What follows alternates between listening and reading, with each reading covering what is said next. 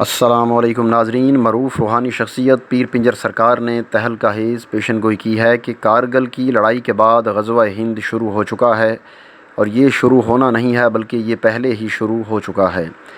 انہوں نے کہا کہ کارگل کی لڑائی کے بعد یا اس کے دوران جتنے بھی فوجی جوانوں نے جانیں دی ہیں وہ مرے نہیں بلکہ وہ شہید ہوئے تھے۔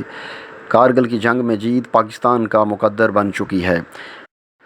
تو ناظرین، آپ کو بتاتے چلیں کہ کارگل کی لڑائی 1999 میں نواز شریف کے دور حکومت میں شروع ہوئی تھی۔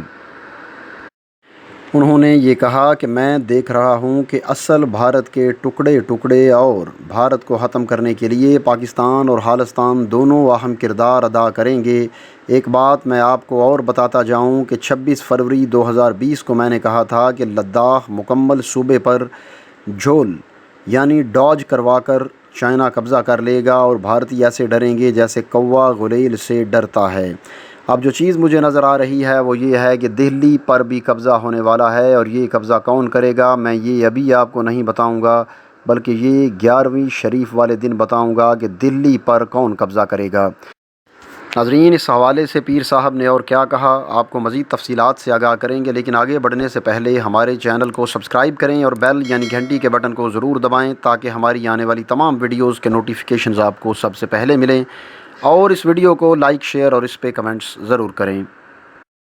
ناظرین، ملک کی معروف روحانی شخصیت پیر پنجر سرکار جو کہ اپنی پیشن گوئیوں کی وجہ سے مشہور ہیں، انہوں نے ایک اور پیشن گوئی کی ہے کہ کارگل کی لڑائی کے بعد غزوہ ہند شروع ہو چکا ہے، اور یہ شروع ہونا نہیں ہے بلکہ شروع ہو چکا ہے۔ کارگل کی لڑائی کے دوران یا اس کے بعد جتنے بھی فوجی جوانوں نے جانیں دی ہیں وہ مرے نہیں ہیں بلکہ شہید ہوئے ہیں۔ کارگل کی جنگ میں جیت پاکستان کا مقدر بن چکی ہے۔ انہوں نے یہ بھی پیشن گوئی کی کہ مجھے دہلی پر بھی قبضہ ہوتا نظر آ رہا ہے، لیکن ابھی یہ نہیں بتایا جا سکتا کہ وہ قبضہ کون کرے گا، بلکہ یہ میں آپ کو 11ویں شریف والے دن بتاؤں گا کہ دہلی پر قبضہ کون کرے گا۔ انہوں نے کہا کہ میں پاکستانیوں کو ایک اور بات بتا دوں کہ پاکستان کا جو بارڈر لاہور والا واہگہ بارڈر ہے، یہاں پر آنکھیں کھلی رکھنے اور محافظ کھڑا کرنے کی بہت ضرورت ہے، جو دن کو سویا رہے اور رات کو جاگتا رہے۔ پاکستان کبھی بھی کسی طرف سے ہارتا نہیں ہے۔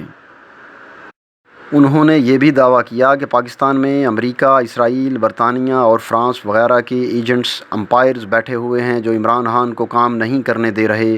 یہ لوگ بھارت سے پانی تک کے پیسے اور کمیشن لینے والے لوگ ہیں۔ جس طرح تھانوں میں منتھلیاں لگی ہوتی ہیں، لفافے لگے ہوتے ہیں اور ہر طرح کے مفادات پورے کیے جاتے ہیں، اسی طرح ان ملکوں کے امپائرز جو پاکستان میں بیٹھے ہوئے ہیں ان کو بھی یہ تمام چیزیں ملتی ہیں۔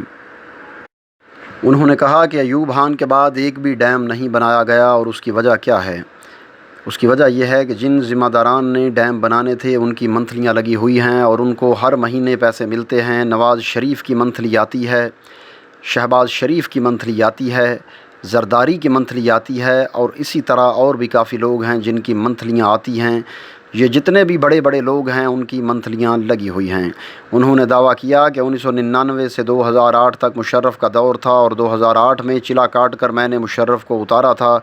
انہوں نے کہا کہ اعلیٰ حکام خاص طور پر اپنی فوج کو متوجہ کرتا ہوں اور عدلیہ سے اپیل کرتا ہوں کہ ہوش کے ناخن لے، کیونکہ عدلیہ کو طاقت کی واپسی اور قلم کی جو طاقت بحال ہوئی ہے یہ عوام کی طاقت سے بحال ہوئی ہے۔ اس کے علاوہ انہوں نے کہا کہ ہاں صاحب، میری آپ سے درخواست ہے کہ ملک میں بیٹھے ہوئے جو امپائرز ہیں ان میں سے کوئی بھارت کے لیے کام کر رہا ہے، کوئی امریکہ کے لیے کام کر رہا ہے اور کوئی کسی ملک کے لیے کام کر رہا ہے، یہ پاکستان کے وفادار نہیں ہیں۔ یہ امپائرز سندھ میں بھی بیٹھے ہوئے ہیں اور بلوچستان میں بھی ہیں، اور بھی کافی علاقوں میں یہ امپائرز بیٹھے ہوئے ہیں۔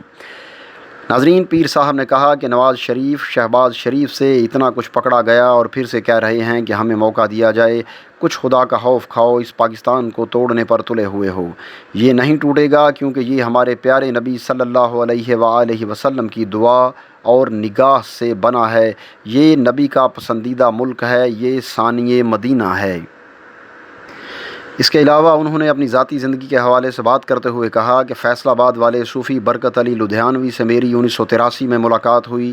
ان کے آستانے پر میں کافی دیر تک ان کے ساتھ رہا۔ انہوں نے بڑا پیار کیا، بڑی اچھی گفتگو کی اور بڑے اچھے انداز میں مجھے سمجھایا، اور ویسی ہی باتیں آج میں آپ لوگوں سے کرنے جا رہا ہوں۔ ان کے بقول صوفی برکت علی صاحب نے بڑے پیار سے یہ بات کی تھی کہ پیر پنجر صاحب آپ بڑے نصیب والے ہیں، آپ کا بڑا عروج ہوگا، اور مجھے دکھائی دے رہا ہے کہ دنیا کے چپے چپے سے آپ کی آوازیں سنی جائیں گی۔ اب میں محسوس کر رہا ہوں کہ جو باتیں انہوں نے میرے سلسلے میں کی تھیں وہ پوری ہو رہی ہیں۔